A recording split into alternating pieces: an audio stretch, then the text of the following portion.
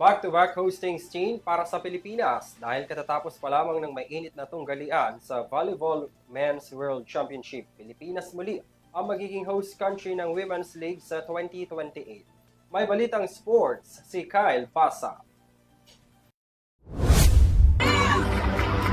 The Women's World Championship 2025 will be in Philippines! Matapos ang matagumpay na Volleyball Men's World Championship 2025, ito ang anunsyo ni FIVB President Fabio Azevedo at Brazilian volleyball legend Leila Barros nitong September 28.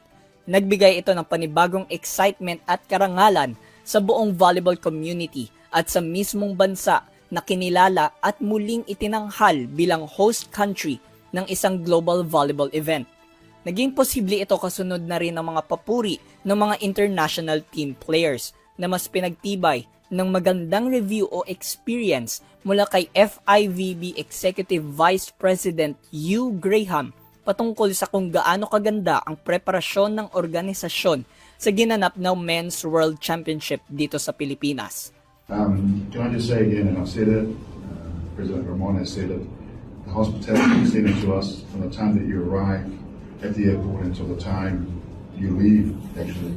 The hospitality is I just can't say enough of what you make us feel so welcome. And it's not just from me.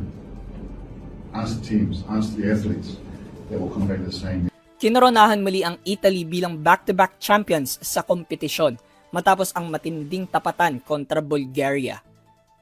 Matatanda ang nagkampiyon din ang Italy sa Volleyball Men's World Championship noong 2022 at kasalukuyan ng may 5 overall world title. Napunta naman sa Bulgaria ang silver medal, bronze medal sa Poland at ang 4th place naman ay sa Czech Republic. Ngayon ang Alas Pilipinas Women's naman ang pagtutuunan natin ng pansin sa gaganapin na kompetisyon at mayroon pa silang 4 na taon upang paghandaan ang matinding bakbakan at irepresenta ang Pilipinas sa home territory.